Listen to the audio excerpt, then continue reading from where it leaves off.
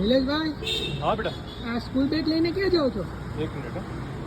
અરે ભાઈ, આ સ્કૂલ બેગ નથી, આ એક ડાયપર બેગ છે.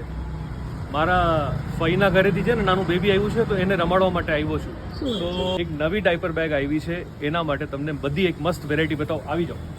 ક્યાં આવવાનું છે પેલા જોઈ લ્યો. કમ કમ કમ.